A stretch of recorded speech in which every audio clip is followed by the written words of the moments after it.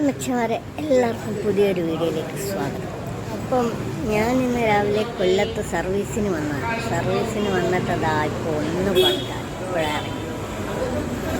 വയറ് വിശന്ന് കുടലിൻ്റെ നിലവിളിയെല്ലാം കേട്ടിങ്ങനെ നടന്നു വന്നപ്പോൾ ഒരു 70 രൂപയ്ക്ക് ദം ബിരിയാണി കിട്ടുന്നൊരു കട കണ്ടുപിടിച്ചു. അപ്പോൾ നമ്മൾ ബിരിയാണി വാങ്ങിച്ച് നമുക്ക് ബിരിയാണിയുടെ റിവ്യൂ.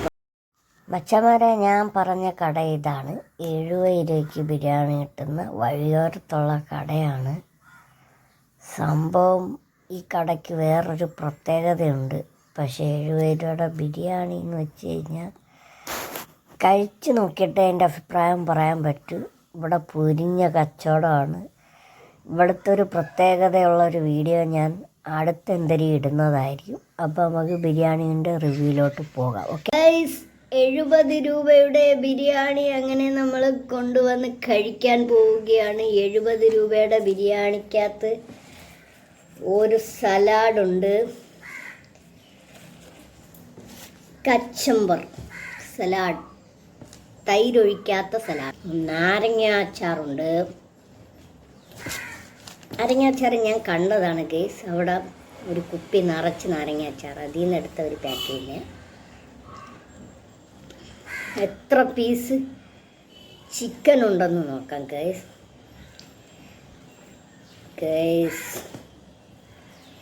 70 രൂപയുടെ ബിരിയാണിക്കകത്ത് ഒരു പീസ് ചിക്കൻ.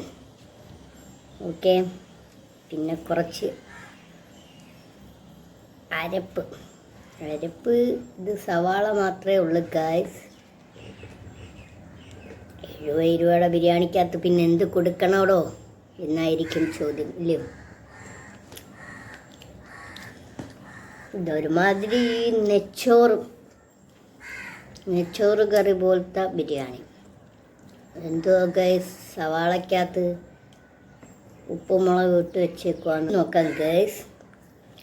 ഇതൊരു നെച്ചോറ് സ്റ്റൈല് ബിരിയാണി.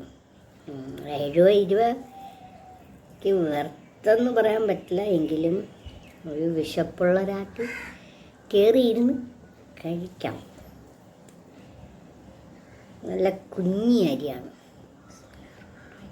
ഇപ്പോൾ കഴിച്ചു നോക്കാം. ബിസ്മില്ലാഹിർ റഹ്മാനിർ റഹീം.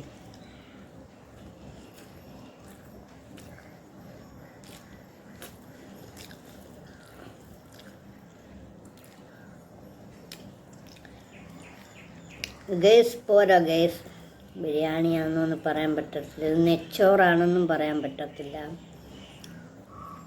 ദുഡായിപ്പിക്കൽ ബിരിയാണി. 70 രൂപയ്ക്ക് പിന്നെ എന്ത് കൊടുക്കണം? അവർ അങ്ങനെ മുതലാക്കണം. പോരെ ഗൈസ്, ബിരിയാണി പോരാ.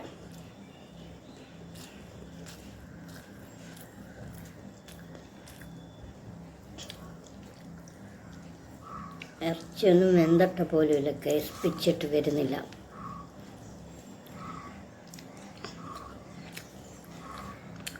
ഞാൻ എൻ്റെ അഭിപ്രായം പറഞ്ഞാണ് ഗൈസ്, ബിരിയാണി വളരെ വളരെ മോശമാണ്. ഓക്കെ ഗൈസ്, പുതിയൊരു വീഡിയോയിലേക്കും വീണ്ടും കാണാം. വിശപ്പ് കൊണ്ട് കയറി വാങ്ങിച്ചതാണ്. Okay, bye bye.